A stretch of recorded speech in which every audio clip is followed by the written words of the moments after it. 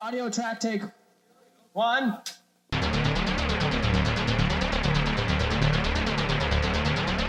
We come here in the pyramids, South City, it's a library, but like me and my friends, we come down here and we skate, but then the librarian gets mad because the street's so narrow that, you know, they get scared when you come all fast and then you just stop instantly.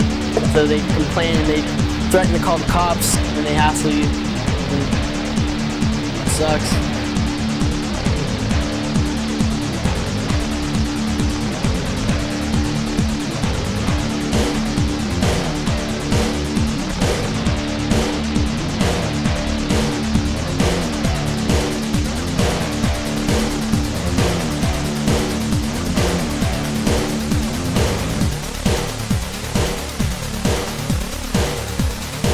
The meaning of a signifier can never be finally or transhistorically fixed. That is, it is always, or there is always, a certain sliding of meaning, always a margin not yet encapsulated in language and meaning, always something about race left unsaid, always someone, a constitutive outside, whose very existence the identity of race depends on, and which is absolutely destined to return from its expelled and abjected position outside the signifying field to trouble the dreams of those who are comfortable inside.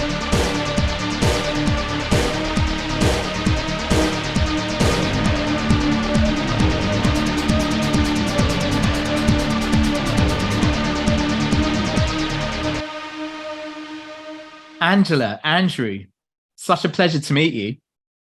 And I'm very excited to talk about your amazing work and your careers from across the pond. You know, I've been kind of seeing you guys and what you've been doing, and it really resonates very strongly with, you know, what's happening in the UK. I'm in London right now.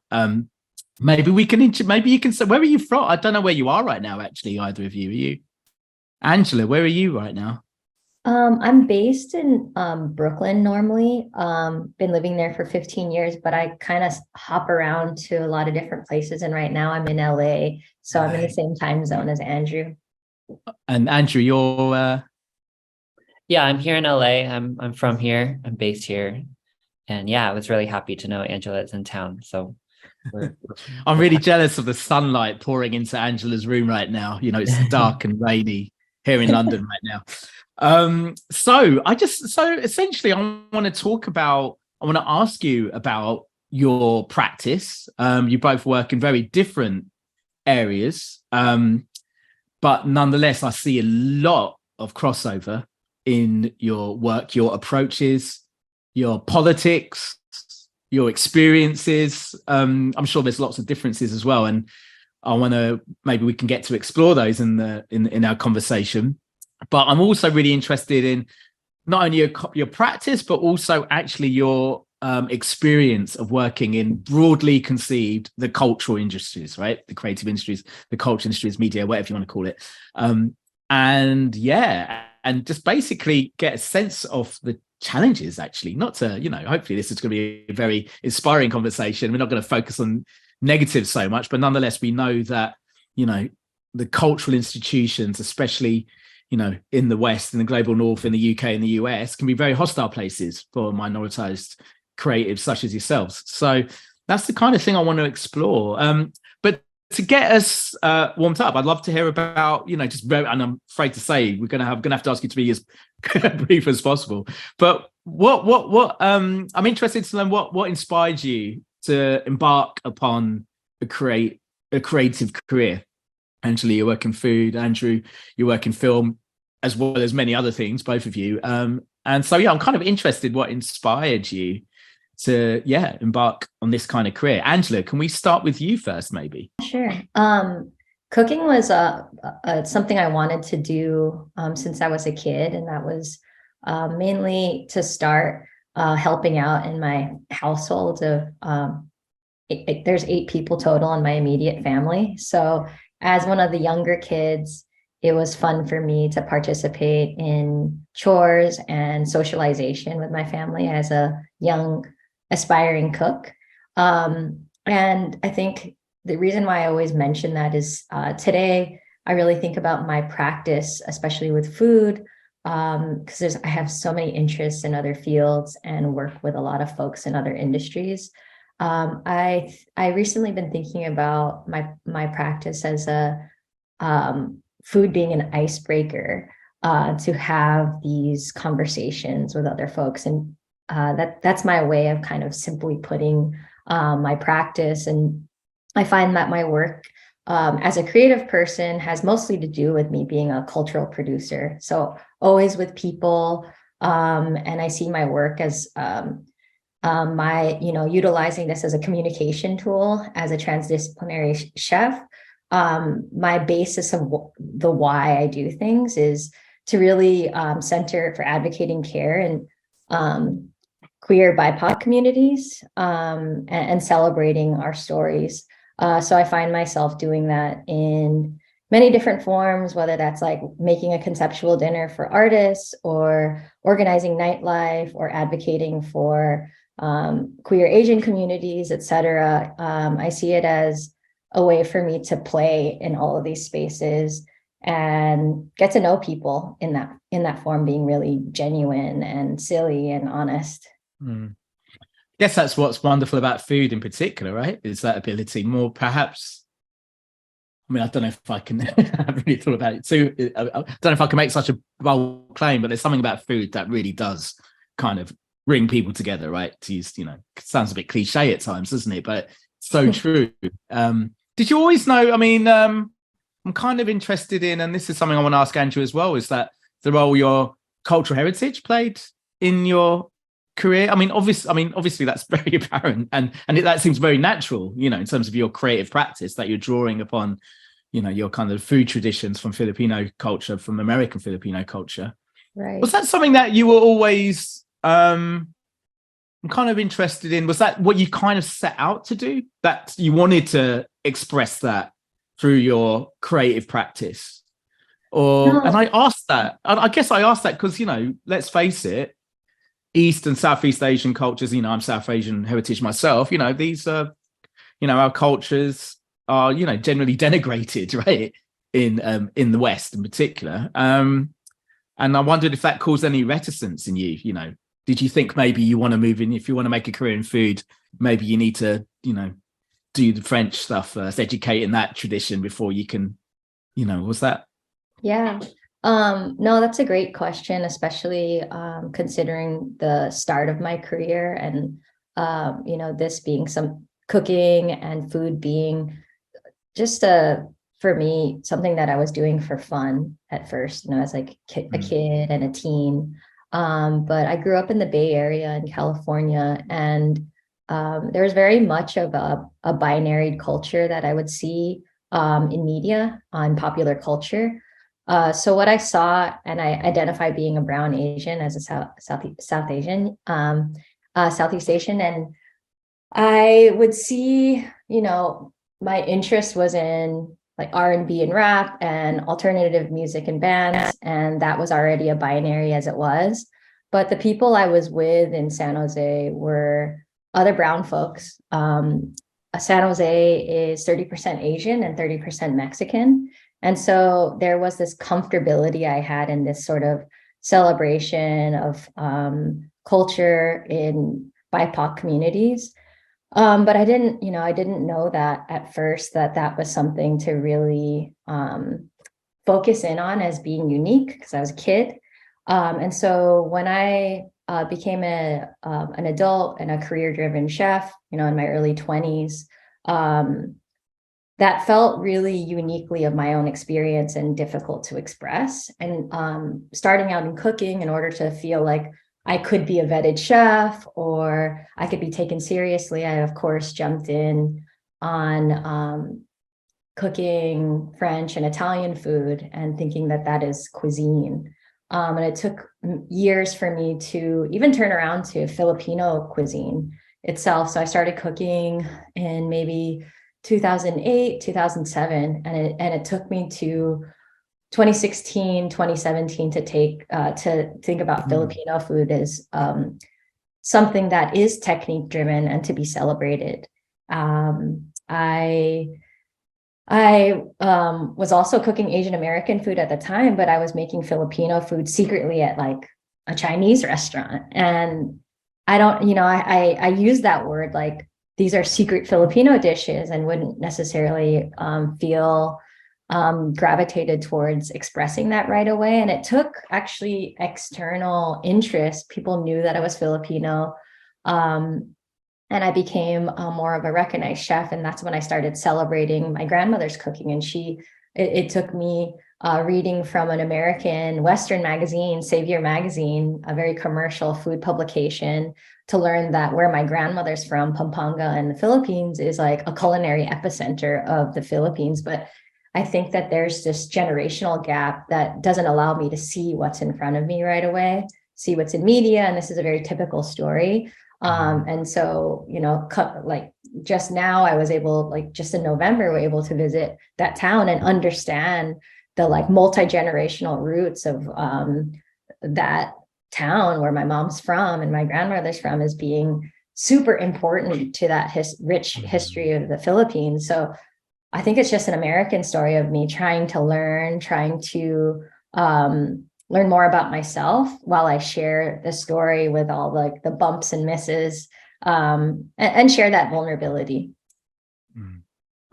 That's such a typical story. I mean, I guess it applies. It's a universal story, right? About intergenerational, not conflict necessarily, but as we grow up and become adults, we want to kind of be independent.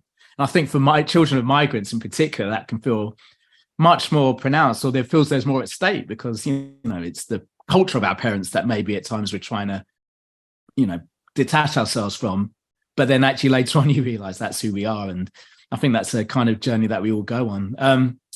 Andrew, if I could ask you, more or less the same questions. I'm very interested to hear about, how and when and why you decided to get into film. Let's start with that first. Yeah, for sure. I love hearing Angela's story because I think we just have a lot in common. I think coming both from California and growing up in Asian communities here. My family is Southern Chinese. My mom she was born in the US, actually. She was born in LA. My dad was born in Hong Kong.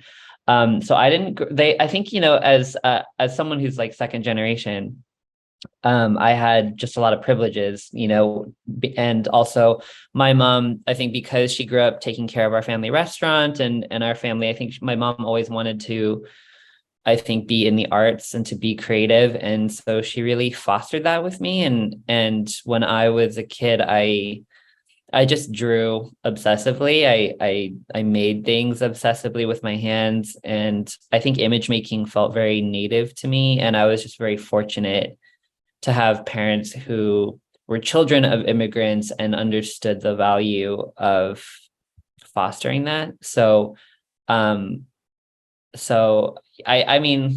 think similar to Angela, I always made things. And I think maybe as an image maker, I was always conscious of also, of the binaries that we're talking about culturally. And I didn't think I would be a filmmaker. I wanted to maybe be adjacent to film. I knew I was good at drawing and painting. I wanted to be a puppeteer, actually, because I was like a big fan of the Muppets.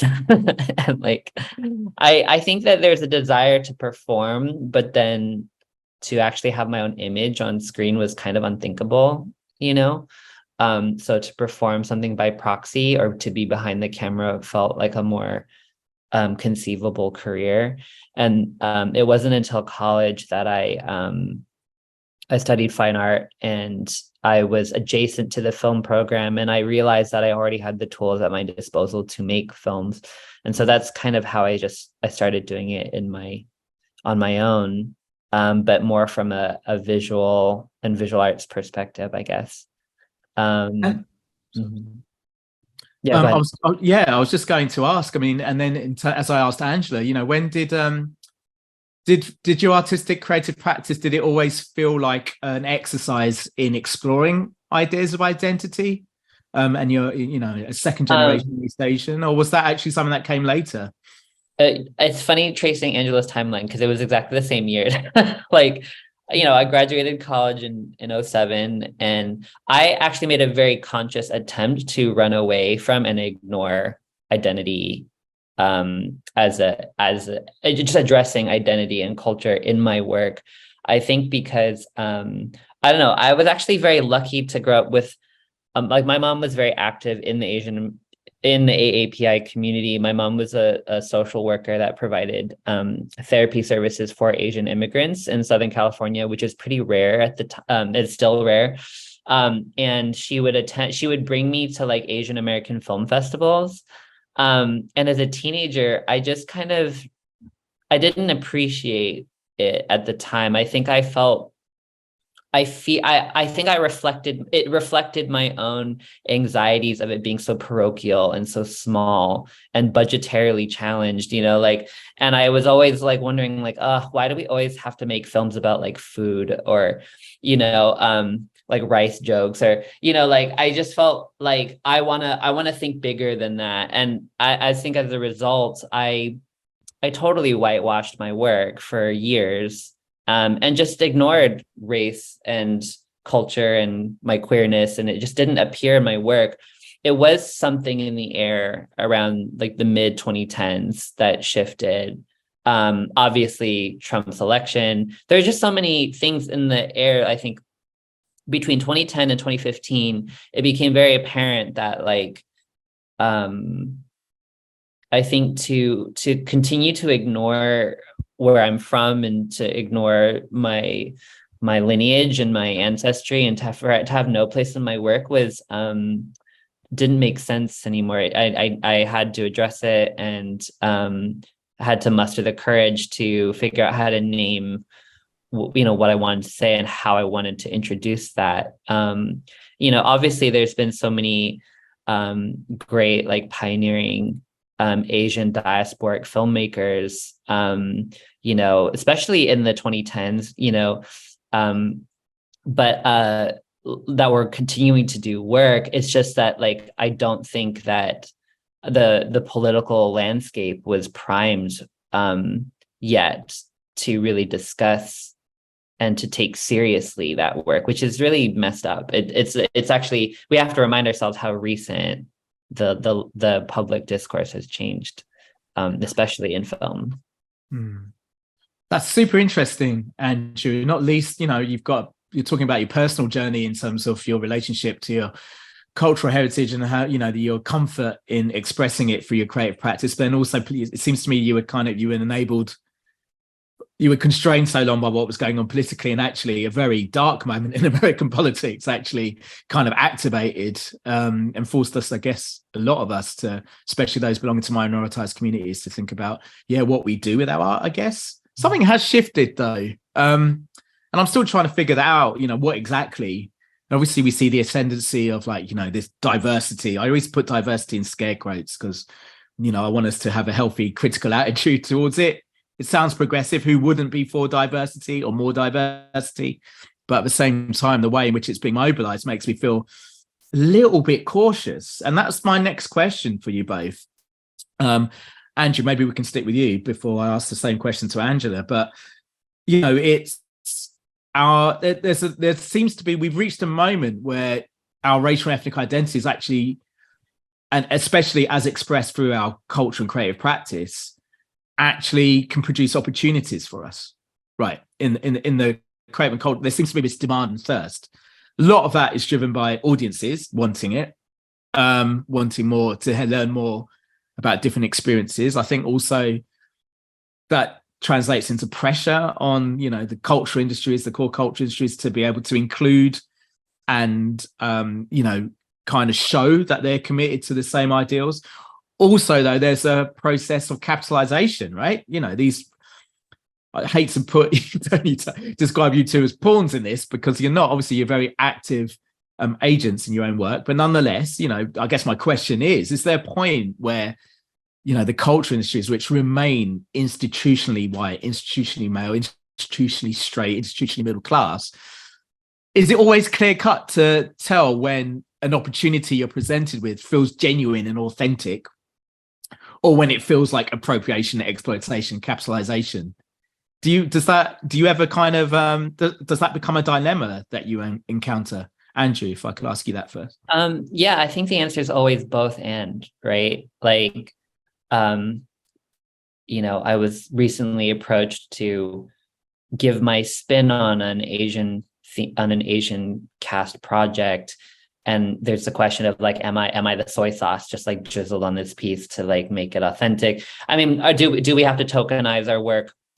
Do we have to tokenize ourselves as artists in order to be allowed into these institutions? I think the short answer is like, absolutely. Like, I've wondered that, maybe only the gate was opened for me once I marketed my work, as Asian work, and I mean, this goes back obviously hundreds of years, right? Like Chinatown in Los Angeles was built by Paramount Studios. It was built as an attraction. And there's a whole history of chinoiserie being employed by Chinese immigrants to attract clientele and to create an experience for white people.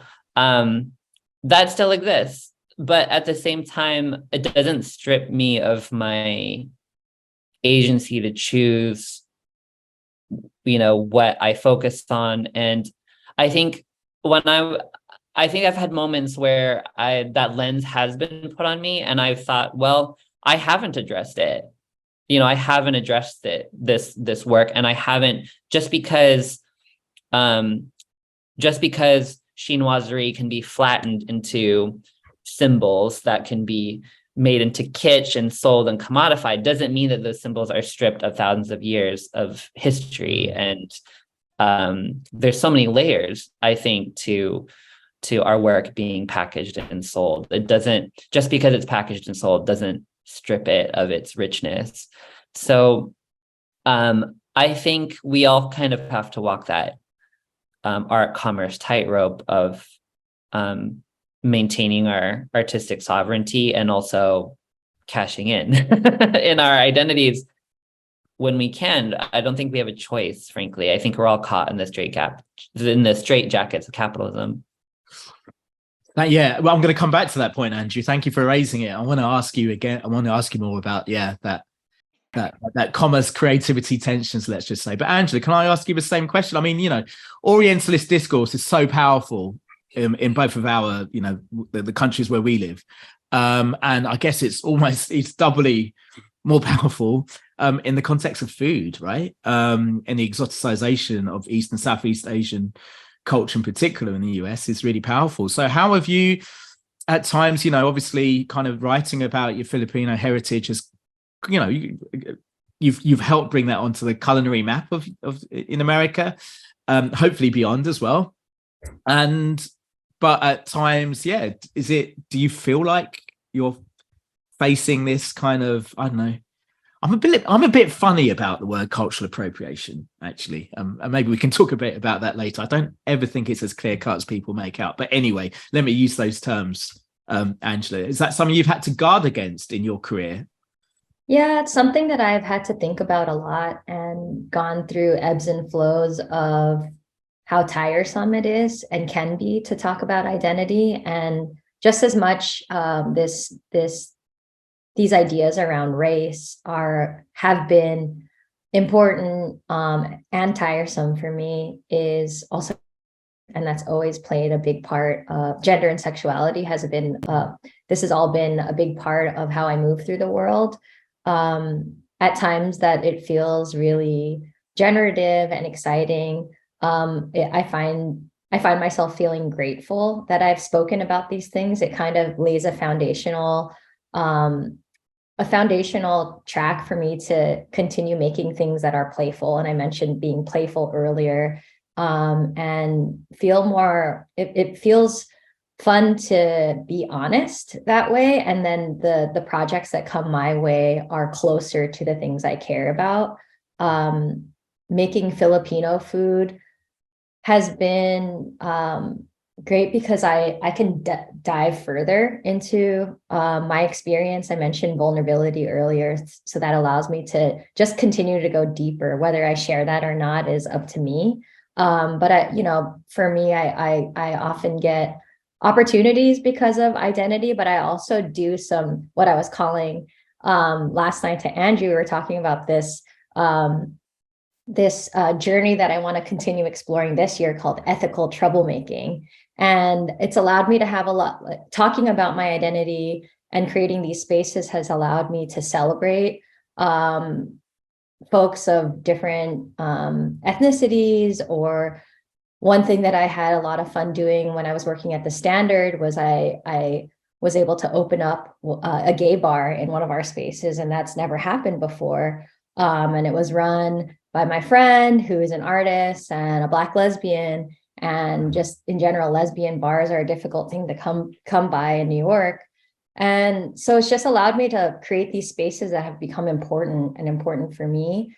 So while it is tiring to talk about it in commercial or corporate spaces, there's a lot of room to make people uncomfortable. And I really enjoy that because it gets people to think outside of their norms and show them that there's like a stiffness where they come from.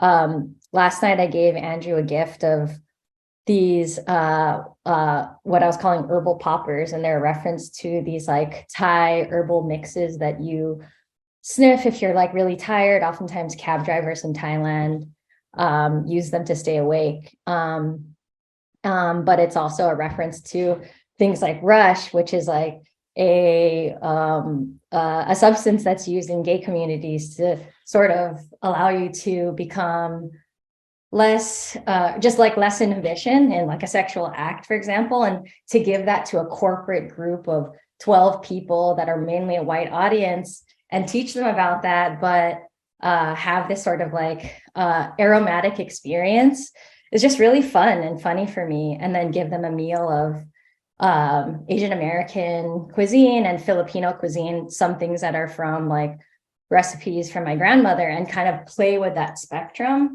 So while it can be exhausting at times, I find that I'm able to turn things around and make it really joyful for me personally. And that spreads love and joy in these experiences that I like to share. That sounds amazing. I'm thinking of, it reminded me of when Sarah Ahmed talks about the feminist killjoy. You know, as a feminist, she feels like when you're calling out misogynistic behaviors, sexist behaviors, homophobic behaviors, and you're calling it out, you're immediately the killjoy, you're killing the fun. But actually, you see, and she talks about, well, actually we need to embrace that position, which sounds exactly like what you're doing. And I love the idea of play actually as a way of subverting it in a way that actually can bring joy into our lives as well. It's subversion, but one that doesn't have to break people apart, actually can be a way of enticing people in as well. Yeah. One thing that's really evident. Sorry, go on, Angela. Oh no, I just wanted to add, it's like Andrew and I, for example, were just having a personal conversation about how it feels important for us in our generation to acknowledge intergenerational trauma, for example, but because that's, language that I think is becoming part of the norm in conversations for younger folks, older folks thinking about it and addressing it, I feel like there's an opportunity to move through that and have that space for play. And it feels necessary in order to continue this conversation forward. Yeah. And, obviously it's survival mode, isn't it? When dealing with this trauma, kind of, laughing at it or in a perverse way can actually be really all we can do in a way. One thing I've learned that again I've found a commonality in your work, and I've heard you both talk about it. Angela, I heard you talk about and Andrew, you mentioned it earlier about the alternative scene, and both of you are drawn to this alternative scene. And so you're both working at the cutting edge of your kind of worlds, your creative worlds, as far as I'm concerned. And I'm interested, and I too have been drawn to alternative spaces, the avant-garde, and I didn't, and for queer identities, for queer subjects, these spaces are actually some of the only safe spaces there are, right?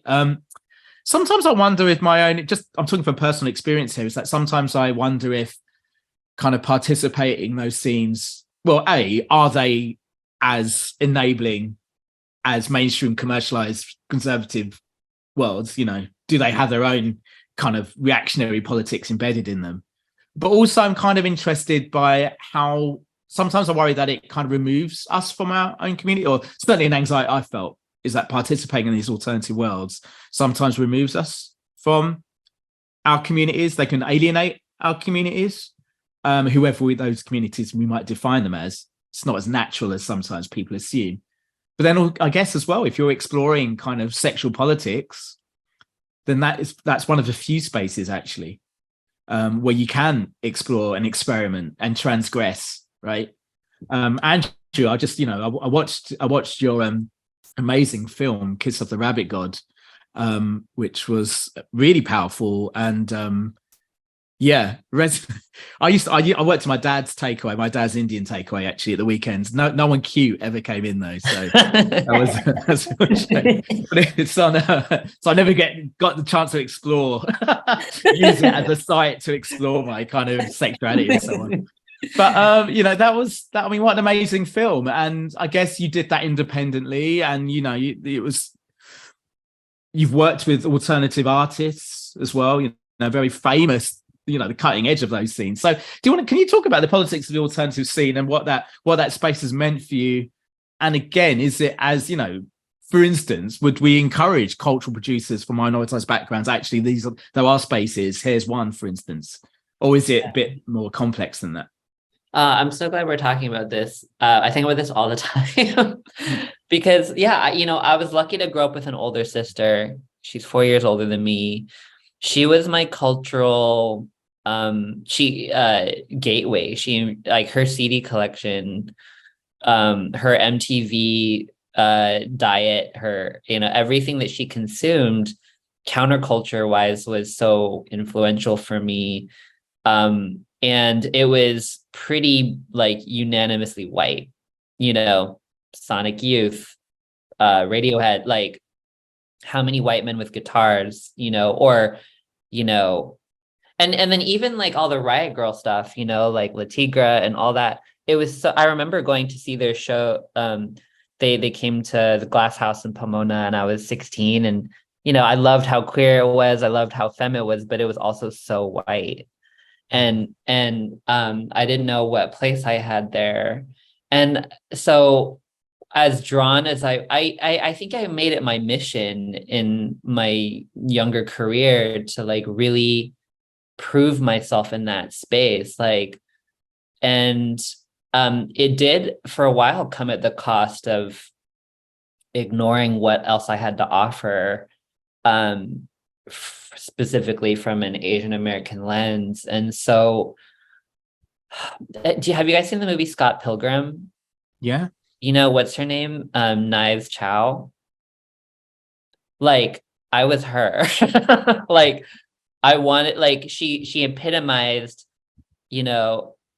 an Asian immigrant kid who like desperately wanted to prove she could, rock out too.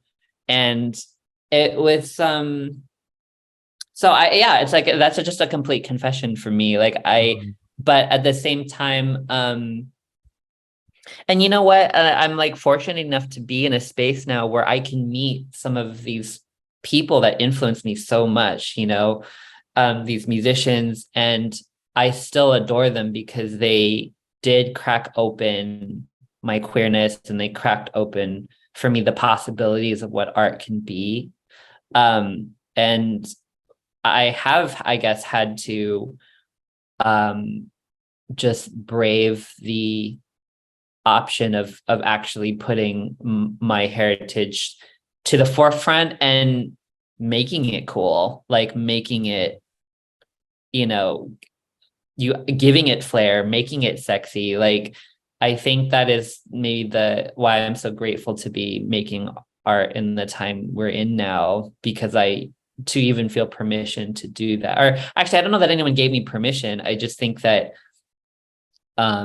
maybe just feeling maybe, I guess, at least safe enough to try and put forth my heritage and create a narrative around it and visuals around it that feel as elevated as what I grew up watching and absorbing, in the counterculture scene. Like, this work too can be transgressive, and it is the most transgressive if I include my heritage in the work. I think similar to what Angela said earlier, it can also be really tiring. I want to be able to make work that doesn't necessarily feel burdened by that responsibility. I think that is still possible as well, but I don't know. I'm kind of trailing off now, but I think I've definitely tried to walk this tightrope of what is transgressive and does it have to involve my lineage and my ethnicity and my heritage. So I'm curious what Angela thinks. Yeah, so just before I hand over to Angela, I'm just remembering that Knives Chow and Scott Pilgrim, because she's on the receiving end of a pretty brutal, he dumps her in a really brutal, horribly kind of racist way, actually. Which kind of becomes a joke in the film. I remember watching that and thinking, that's not right. That's really fucked up. It's disgusting. And I've seen that dynamic play out with so many of my non-white friends who are into counterculture, the worshiping of, white kids that had cultural privilege.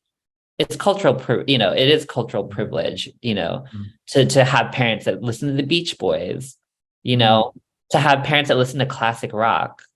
Like, I remember being around white kids and they would all talk about the Eagles and the Doors. And I'm like, my parents didn't grow up listening to that. And also they grew up with like a lineage of white people that felt like they could be weird, I felt like only white people had permission to be weird,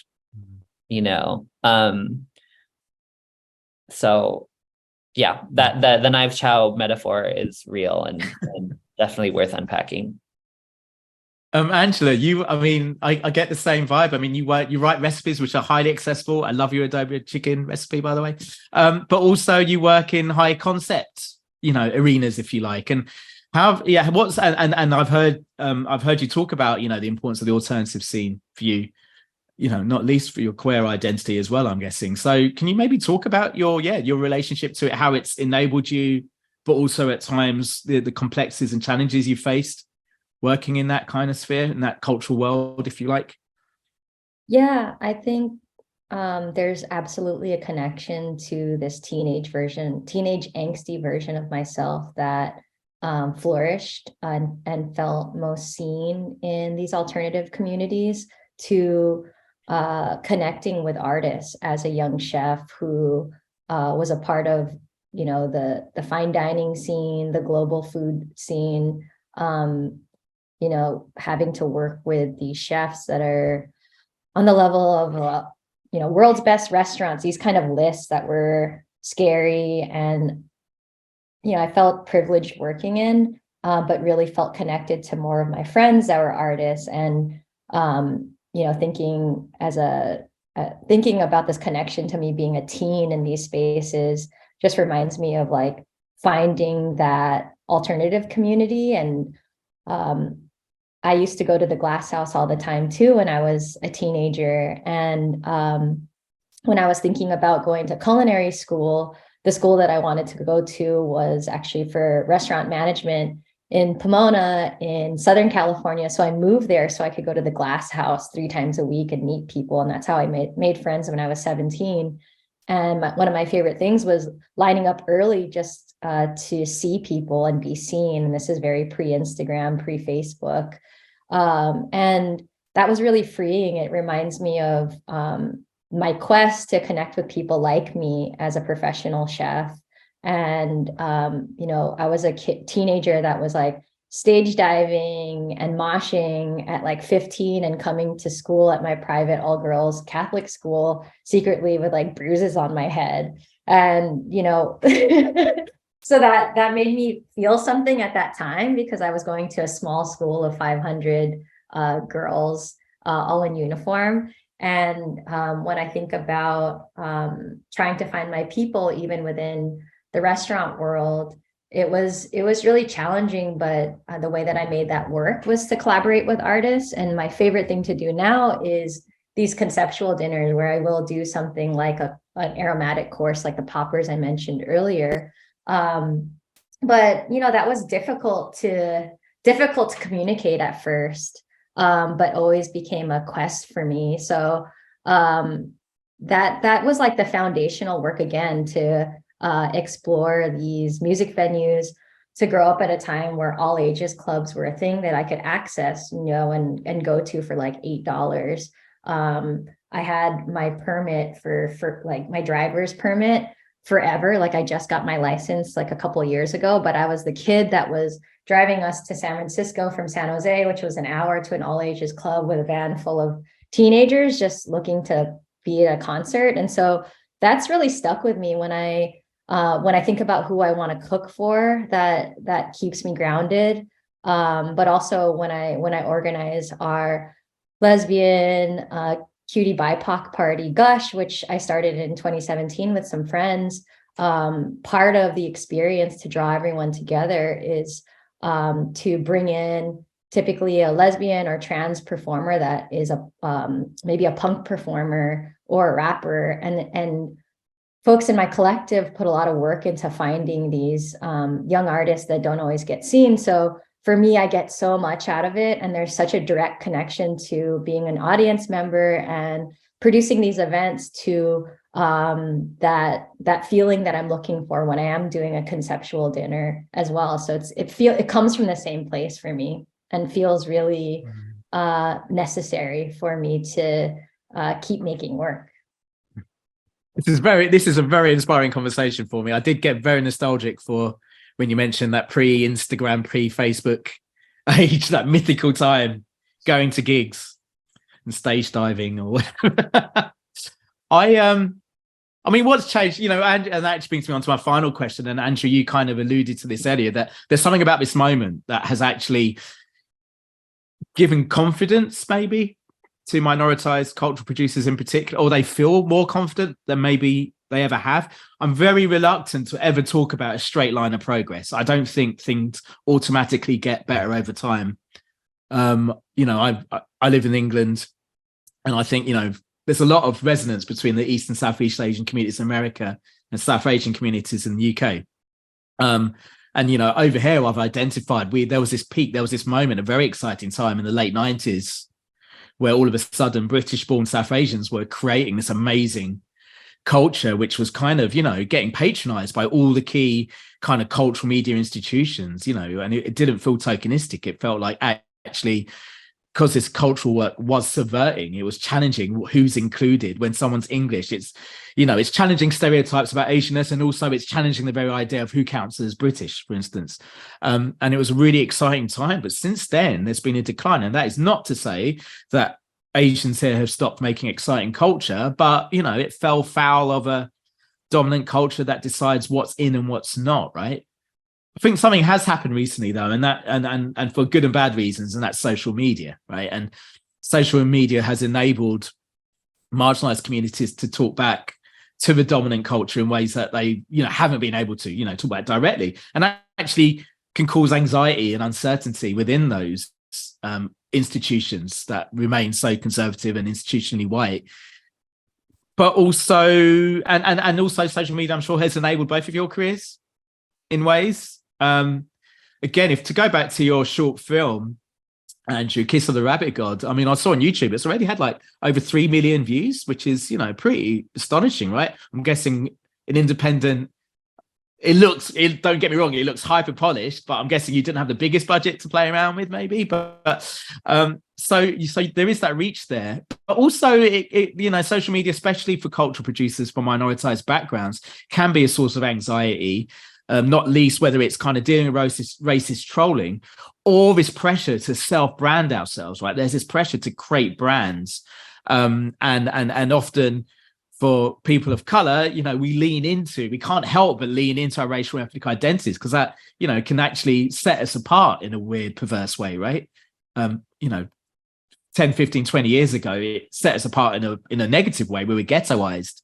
But now actually it gives us a foothold in the market in a kind of weird way. So I just wonder if you can maybe reflect on the rise of social media and what role it plays in culture, in your practice. Is it something that actually you try and avoid, or actually it's something that you've learned to kind of handle, if you like, albeit in a way that maybe singes our hands at times? Andrew, do you want to go first? Yeah, it's a great question. I think it's like children of born with, or at least having come of age with the internet. I think the internet was always, for me, a tool. The internet has always been a tool for marginalized people to find each other.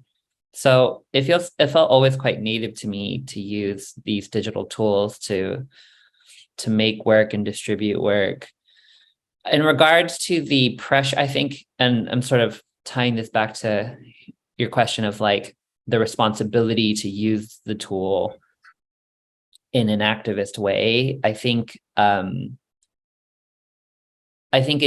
always say that, like, not all artists have the responsibility to make political work. Not all art is political work, but all work is politicized.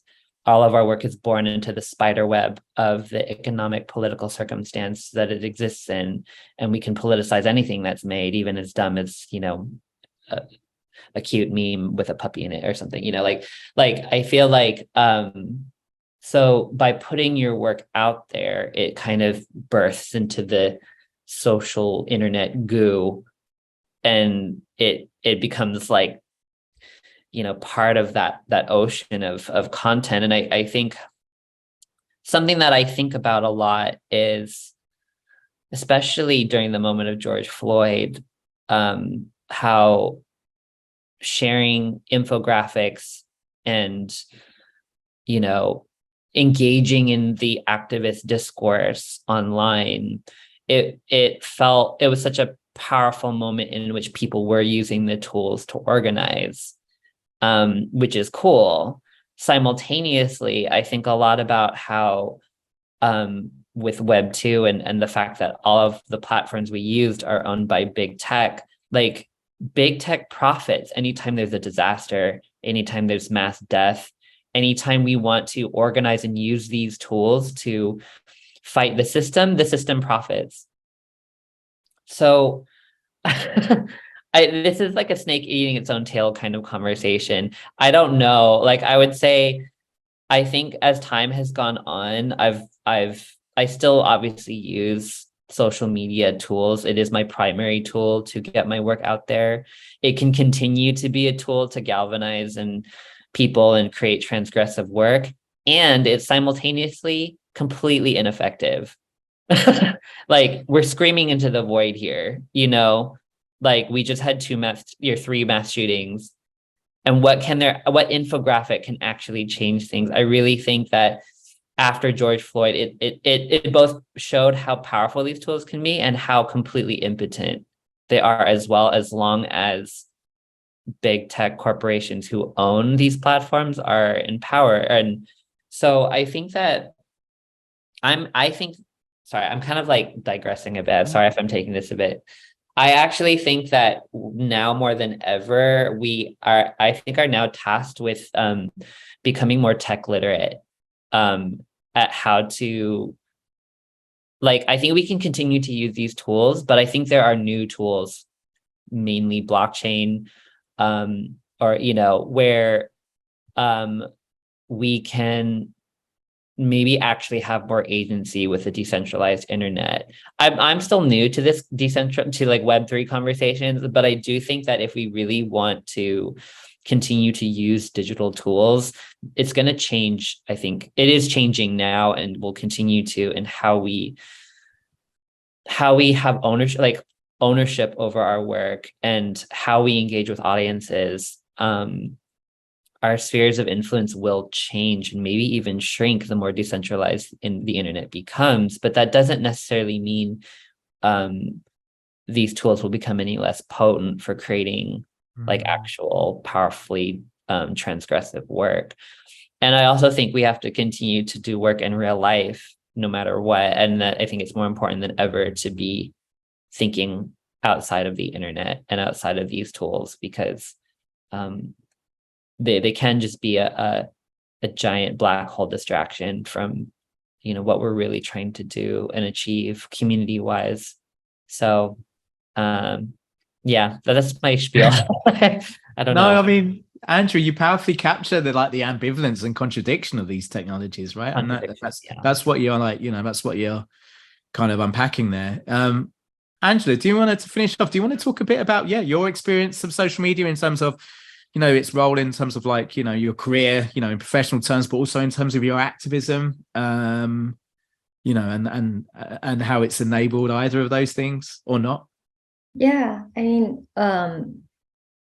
it's a non-binary spectrum, I agree, wherein we're able to share information really quickly about events where we are participating in for example, we organized during the xenophobic attacks around Asian elders a couple years ago. We saw, like within my community, we saw so much language circulating around statements like "Stop Asian Hate," and it led with such vitriol and pain, like a statement like that. And we really wanted to organize an event that led with care. And so, for example, we organized an event called Protect Asian Lives. We created a flyer and organized a public event for 1,000 people basically showed up, and we had only posted it a week in advance and got to do some really beautiful programming and have a moment of grieving and healing. And we wouldn't have been able to do that without posting simply our flyer on the internet. I've been able to connect with people separately, folks from the diasporic Filipino community. And while those things have been helpful, I also, on my personal journey, have really enjoyed not just working in the ephemeral for these events, but for example, making my cookbook a couple years ago. That was my first time getting to make this like hard object that could be a time capsule of my thoughts from being a kid to 35, the age of 35. And it makes me really want to make more work that is physical objects that can be on someone's bookshelf. And that was something that was new for me. And cookbooks actually did really well during the pandemic. So I feel really grateful that that's a room for creativity for me. And also outside of the internet, if you simply look at my specs of who is looking at my Instagram, and I also, mind you, like don't really use my Instagram really seriously. I'll post things that are kind of bad or like, you know, like kind of use it as a dumping ground sometimes. And that's my way of being sort of transgressive with my Instagram and be stupid, and like what I call be stupid and dumb with like things that I post too. I notice like that the people that look at my work are people in metropolitan cities, LA, London, New York, and between the ages of like 25 to 40, for example, is like the main followers that I have. And so that makes me interested in communicating with people outside of those age groups. And that's not, I don't look at those stats and it makes me want to connect with people outside of that range, but have found myself naturally gravitating towards having these intergenerational relationships. And that might mean finding relationships and trying to utilize my work to like, say, have an interview with an artist that I love that's in their 70s and publish that in my book.